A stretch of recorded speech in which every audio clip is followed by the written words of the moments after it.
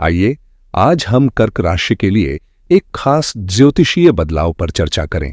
गुरु अब आपकी राशि के 12वें घर में प्रवेश करने वाला है और यह घटना 12 साल बाद हो रही है। गुरु हर राशि में लगभग 1 साल रहता है, लेकिन उसकी चाल कभी कभी उल्टी या स्थिर होने के कारण स्थिति बदल सकती है। कभी कभी गुरु 2 राशियों में भी भ्रमण करता है, लेकिन जिस राशि में मुख्य रूप से रहता है उसका प्रभाव ज्यादा होता है। इस समय गुरु मिथुन राशि से निकलकर कर्क राशि के 12वें घर में आ रहा है। अब तक 11वां घर प्रभावित हो रहा था, लेकिन अब यह 12वां घर बनने वाला है। यह परिवर्तन 14 मई 2025 को रात 10:37 से शुरू होगा और 18 अक्टूबर को रात 10:37 तक रहेगा। 2025 तक रात 7:50 तक रहेगा। इस अवधि के दौरान यह बदलाव आपके जीवन में कुछ गहरे आंतरिक और मानसिक बदलाव ला सकता है। आज हम कर्क राशि के लिए एक महत्वपूर्ण ज्योतिषीय बदलाव पर चर्चा करेंगे। गुरु, जो अब तक आपके 11वें घर में था, अब 12वें घर में प्रवेश करने वाला है और ये बदलाव आपके जीवन में बड़े प्रभाव डाल सकते हैं। दरअसल गुरु जब भी किसी राशि में प्रवेश करता है तो वह लगभग 1 साल तक वहीं रहता है, लेकिन कभी कभी उसकी गति उल्टी या चंचल हो सकती है, जिससे स्थिति में बदलाव आता है। इस बार गुरु मिथुन राशि से निकलकर कर्क राशि के 12वें घर में जाएगा और ये परिवर्तन 12 साल बाद हो रहा है। ये बदलाव 14 मई 2025 की रात है 10:37 से शुरू होगा और 18 अक्टूबर 2025 तक जारी रहेगा। इस अवधि के दौरान गुरु का गोचर आपके आंतरिक और मानसिक जीवन में गहरी उलटफेर ला सकता है, जिससे आपको आत्मनिरीक्षण और गहरे विचारों की ओर प्रवृत्त किया जा सकता है। इस बार कुछ खास बदलाव हो रहे हैं, जिनमें गुरु का भ्रमण एक ही वर्ष में 2 राशियों में होगा, जिससे स्थिति थोड़ी जटिल हो सकती है। मैं आगे इस बारे में विस्तार से समझाऊंगा, क्योंकि पहले भी इस विषय पर मैंने आपको जानकारी दी थी। अब जब हम 9 जून 2025 से लेकर 10 जुलाई 2025 तक की बात करते हैं, तो गुरु अस्त होने वाली स्थिति में रहेगा और इसका प्रभाव थोड़ा हल्का हो जाएगा। जब भी गुरु सूर्य के पास आता है, दोनों के बीच का अंतर 11 डिग्री होता है और जैसे ही यह अंतर घटता है, गुरु का अस्त होना शुरू हो जाता है। यदि यह अंतर 11 डिग्री से ज्यादा बढ़ता है तो गुरु का अस्तित्व समाप्त हो जाता है और वह फिर से उदय होता है। ये प्रक्रिया एक खास ज्योतिषीय परिस्थिति को दर्शाती है। अगर हम पिछले 12 सालों में देखें तो गुरु ने 30 मई 2013 से लेकर 18 जून 2014 तक मिथुन राशि में यह ही स्थिति बनाई थी और अब फिर वही हालात बन रहे हैं। आप इस समय का ध्यान रखें, क्योंकि 2013 के मई से लेकर 18 जून तक एक खास ज्योतिषीय स्थिति रही थी, जो अब फिर से सामने आ रही है। जब हम कर्क राशि की बात करते हैं तो आपको अपनी कुंडली में देखना होगा कि चंद्रमा किस स्थान पर है। यदि आपकी कुंडली में चंद्रमा सीधे 4 नंबर पर स्थित है तो इसका मतलब है कि आपकी राशि कर्क है। ज्योतिष में चंद्रमा के स्थान का विशेष महत्व होता है, क्योंकि वही हमारी जन्म राशि का निर्धारण करता है और हमारे नाम का आधार भी बनता है। यहां राशि का मतलब चंद्र राशि से है। जब गुरु चंद्र कुंडली के 12वें भाव में प्रवेश करता है तो वह 5वें, 7वें और 9वें भाव पर दृष्टि डालेगा, साथ ही 4थे, 6ठे और 8वें भावों को भी प्रभावित करेगा। इस स्थिति के परिणाम स्वरूप आपके जीवन में विभिन्न परिवर्तन और प्रभाव हो सकते हैं, जिन्हें समझना जरूरी है। आज हम बात करेंगे कि जब गुरु कर्क राशि के चार्ट में 6ठे और 9वें भाव का स्वामी होकर 12वें भाव में गोचर करेगा तो इसका क्या असर होगा। अब तक गुरु वृषभ राशि में था, जो 14 मई तक रहेगा, लेकिन जैसे ही वह मिथुन राशि में प्रवेश करेगा, वह कर्क राशि के 12वें भाव में चला जाएगा। इस परिवर्तन के दौरान सबसे पहले तो यह ध्यान रखें कि 12वां भाव खर्च का भाव होता है और गुरु बृहस्पति, जो कि धर्म से जुड़ा हुआ ग्रह है, जब इस भाव में आता है तो यह धार्मिक कार्यों में रुचि और आस्था को बढ़ाता है। आप चाहे तो कर्क लग्न की कुंडली से भी इसे समझ सकते हैं, क्योंकि गुरु का गोचर और उसकी स्थिति दोनों ही कुंडली में महत्वपूर्ण होते हैं। हालांकि राशिफल का मुख्य आधार राशि चार्ट ही होता है, लेकिन लग्न कुंडली में भी गोचर के प्रभाव को देखा जा सकता है। जैसे ही गुरु भव्य भाव में आएगा, यह आपके जीवन में खर्च और धार्मिक गतिविधियों के बीच एक नई दिशा दे सकता है, जिससे आंतरिक विकास और खर्च में संतुलन बनाने की आवश्यकता हो सकती है। इस समय धार्मिक गतिविधियों में आपकी रुचि बढ़ सकती है और आप धार्मिक यात्राओं पर भी जा सकते हैं। यह अवसर आपको आत्मिक शांति और संतुलन की ओर मार्गदर्शन करेगा। साथ ही आप इस दौरान अपने धार्मिक कर्तव्यों पर खर्च करने के लिए भी प्रेरित हो सकते हैं। कर्क राशि के जातकों के लिए यह समय परोपकार में मन लगाने का है। आपको दूसरों की मदद करने या उनके कल्याण के लिए कुछ करने की इच्छा महसूस हो सकती है। यदि आप नौकरी या व्यवसाय में व्यस्त हैं, तो काम के सिलसिले में आपको अधिक दौड़ भाग करनी पड़ेगी।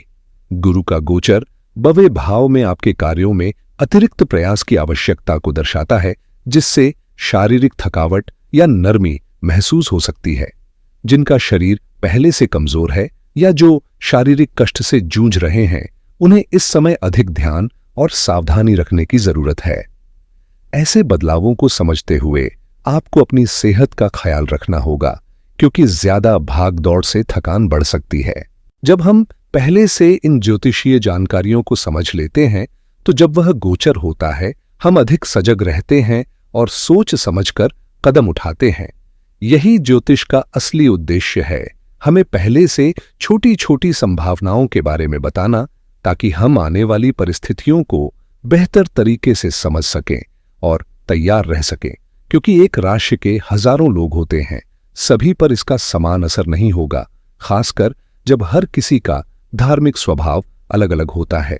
फिर भी इस ग्रह के प्रभाव से धर्म में हल्की रुचि बढ़ सकती है, भले ही कोई व्यक्ति पूरी तरह से नास्तिक हो। इसका मतलब है कि किसी के मन में भी धर्म की ओर थोड़ा सा झुकाव आ सकता है। साथ ही अगर शारीरिक थकान या ज्यादा दौड़ भाग की स्थिति बनती है, तो गुरु के प्रभाव से यह और बढ़ सकती है।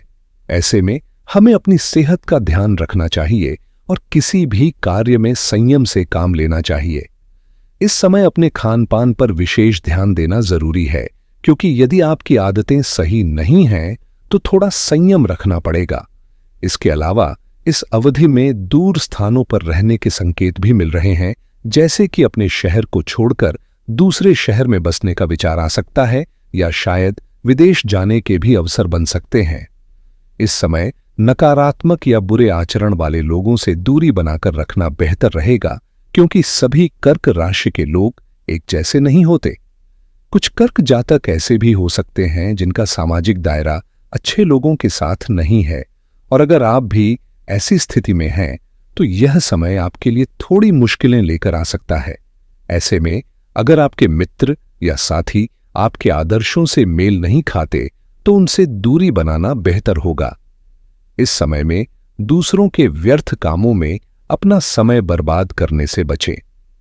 संक्षेप में, यह समय अपने लक्ष्यों पर ध्यान केंद्रित करने और फालतू के कामों से दूर रहने का है।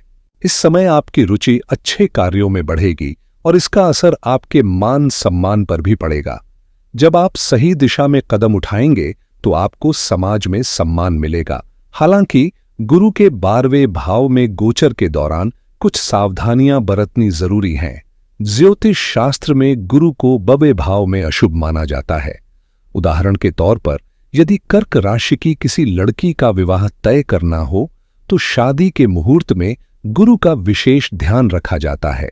जब आप पंडित जी से मुहूर्त पूछते हैं, तो वे आपको बता सकते हैं कि आपका गुरु 12वें स्थान पर है और ऐसे में शादी के लिए शुभ मुहूर्त नहीं बनते। हालांकि मुहूर्त हो सकता है, लेकिन गुरु का 12वें भाव होने की वजह से यह स्थिति शादी के लिए अनुकूल नहीं मानी जाती। इस प्रकार गुरु का 12वां गोचर एक ऐसी स्थिति है जिसे ध्यान में रखते हुए कुछ मामलों में सावधानी बरतनी चाहिए। इस समय जिनकी उम्र अधिक है, उनके लिए विवाह संभव हो सकता है, क्योंकि आजकल लोग बहुत देर से शादी करते हैं। शास्त्रों के अनुसार अगर उम्र 18 साल से अधिक हो, जैसे 20, 25, 30 या उससे भी अधिक, तो गुरु के प्रभाव की चिंता नहीं करनी चाहिए। इस उम्र में विवाह के लिए शुद्धि की आवश्यकता नहीं होती, क्योंकि ट्रिपल शुद्धि प्रक्रिया में लड़के का सूर्य, लड़की का गुरु और दोनों का चंद्रमा देखा जाता है। ऐसे में गुरु की शुद्धि की बात कम महत्व की होती है। वहीं जब गुरु 12वें भाव में गोचर करेगा तो कामकाजी जीवन में कुछ चिंता आ सकती है। काम तो सामान्य रूप से चलता रहेगा, लेकिन किसी नौकरी के बारे में अकारण चिंता हो सकती है, जैसे यह सवाल कि नौकरी चली जाएगी या नहीं। इस तरह के अनावश्यक विचार आपको मानसिक तनाव दे सकते हैं और इससे शरीर में भी थकावट या कष्ट महसूस हो सकता है। इसलिए इस समय बिना कारण के चिंताएं न पालें, क्योंकि इससे कोई सकारात्मक परिणाम नहीं मिलेगा। यह ध्यान रखना महत्वपूर्ण है कि कर्क राशि के सभी लोग आलसी या बुरे स्वभाव के नहीं होते, लेकिन अगर किसी का स्वभाव चिड़चिड़ा है या वह अच्छे लोगों से दूर रहता है तो उनके लिए इस समय गुरु का प्रभाव अच्छा नहीं रहेगा। खासकर वे लोग जो सिर्फ अपनी मर्जी से जीते हैं, खाने पीने और मौज मस्ती में मग्न रहते हैं, परिवार की सलाह को नजरअंदाज करते हैं, ऐसे व्यक्तियों के लिए यह समय चुनौतीपूर्ण हो सकता है। इसलिए यदि आप ऐसे विचारों में हैं तो यह समय आपके लिए उतना अनुकूल नहीं रहेगा। हालांकि इस दौरान कुछ अच्छे अवसर भी हैं, जैसे मकान या वाहन खरीदने का विचार बन सकता है। सुख साधनों पर गुरु की दृष्टि है तो आप किसी भी प्रकार से अपने सुखों को बढ़ाने के लिए कदम उठा सकते हैं। यह एक अच्छा समय है किसी योजना को अमल में लाने का जो आपकी जीवन शैली को बेहतर बना सके। इस समय नए मकान या वाहन खरीदने का योग बन सकता है, तो अगर आपके मन में इस दिशा में कोई विचार है तो यह एक अच्छा मौका हो सकता है। हालांकि जिनका वजन बढ़ रहा है उन्हें थोड़ी सतर्कता बरतने की जरूरत है, खासकर अगर आप ज्यादा मीठा या तला भुना खा रहे हैं। ऐसा खान पान छोड़कर स्वस्थ आहार अपनाएं ताकि वजन पर नियंत्रण रखा जा सके। साथ ही अगर आप किसी प्रतियोगिता या परीक्षा की तैयारी कर रहे हैं तो थोड़ी और मेहनत करें, क्योंकि 12वें गुरु के प्रभाव से ध्यान की कमी हो सकती है जो आपके परिणाम पर असर डाल सकता है। गुरु शिक्षा का कारक ग्रह है और यदि आपकी पढ़ाई पहले से ही ठीक नहीं चल रही तो इस समय आपको और ध्यान देने की आवश्यकता हो सकती है। गुरु का गोचर आपके जीवन में कुछ कठिनाइयां ला सकता है, लेकिन अगर आप सही दिशा में प्रयास करेंगे तो स्थिति में सुधार आ सकता है। इस वीडियो में मैं आपको उपाय भी बताऊंगा जो आपकी स्थिति को बेहतर बनाने में मदद कर सकते हैं। इसके साथ साथ परिवार और जीवन साथी के साथ भी सामंजस्य बनाए रखें, क्योंकि उनका सहयोग और समर्थन इस समय बहुत महत्वपूर्ण हो सकता है। अपने जीवन साथी जैसे पत्नी या पति के साथ इस समय सामंजस्य बनाए रखें। यदि आप अपने रिश्ते में प्यार और समझदारी बनाए रखते हैं तो यह समय आपके लिए बहुत अच्छा साबित हो सकता है। साथ ही अगर आपके पास संपत्ति या पैसा है तो ध्यान रखें कि अहंकार से बचना जरूरी है। इस समय जिनके पास अधिक संपत्ति या घमंड है उन्हें सम्मान में कमी का सामना करना पड़ सकता है। इसलिए किसी भी सामाजिक सभा में खुद को गर्व या घमंड से दूर रखें, क्योंकि इससे आपकी छवि पर नकारात्मक असर पड़ सकता है और लोग भले ही कुछ न कहें, लेकिन वे आपके प्रति मानसिक रूप से नकारात्मक हो सकते हैं। यदि आप कोर्ट कचहरी के किसी मामले में उलझे हुए हैं तो इस समय थोड़ी अतिरिक्त सावधानी बरतें, क्योंकि परिणाम आपकी उम्मीदों के मुताबिक नहीं हो सकते। इसके अलावा 12वें गुरु के प्रभाव से विदेश यात्रा या नौकरी में बदलाव के योग भी बन सकते हैं, तो इस समय के अवसरों का सही तरीके से फायदा उठाएं। इस समय आपके कामकाज में बदलाव या नई नौकरी की ओर विचार हो सकते हैं जो आपके लिए नई दिशा खोल सकते हैं। अगर आप समाज सेवा या धार्मिक कार्यों में रुचि रखते हैं, जैसे एनजीओ चलाना, अस्पताल में सेवा देना या गरीबों को मुफ्त दवाइयां देना, तो यह गुरु आपके लिए एक सकारात्मक संकेत हो सकता है। हालांकि ध्यान रखना जरूरी है कि यदि आपके पास पहले से आर्थिक संकट है तो बिना सोच विचार के समाज कल्याण में पैसा लगाना आपके लिए समस्याएं पैदा कर सकता है। गुरु का यह गोचर अच्छे कार्यों में निवेश को प्रोत्साहित करता है, लेकिन साथ ही यह भी जरूरी है कि आप अपनी बचत को प्राथमिकता दें और भविष्य के लिए थोड़ी सुरक्षा बनाकर रखें। इस समय अपने संसाधनों का सही इस्तेमाल करें ताकि सामाजिक कार्यों में योगदान करते हुए भी आपकी आर्थिक स्थिति मजबूत बनी रहे। इस समय का सदुपयोग करने के लिए आपको कुछ विशेष ध्यान रखने की जरूरत है, खासकर अपने वित्तीय मामले संभालते वक्त। यह न करें कि आपने जो भी बचत की है उसे बिना सोचे समझे सामाजिक कार्यों में खर्च कर दें। थोड़ी बहुत मदद जरूर करें, लेकिन अपनी स्थिति को ध्यान में रखते हुए खर्च करें। अगर आप सक्षम हैं तो यह अच्छा है, लेकिन जिम्मेदारी के साथ अपने संसाधनों का उपयोग करें। अब बात करते हैं उपायों की। अगर आपको इस समय कोई परेशानी या चिंता हो तो आप गुरुवार का व्रत रख सकते हैं, खासकर 14 मई से 18 अक्टूबर के बीच। यह 5 महीने आपके लिए एक सकारात्मक बदलाव ला सकते हैं। इसके अलावा भगवान कृष्ण या विष्णु के मंदिरों में जाकर पूजा करें या दर्शन करें, उनका नाम लें, जैसे एयूएम नमो भगवते वासुदेवाय, या उनकी स्तुति और भजन करें। इससे आपका समय और ऊर्जा सकारात्मक दिशा में प्रवाहित होगी। इस सब को ध्यान में रखते हुए अपने दिन की शुरुआत करें और जीवन को बेहतर बनाएं। अगर आपको यह वीडियो अच्छा लगे तो इसे दूसरों के साथ जरूर शेयर करें। धन्यवाद।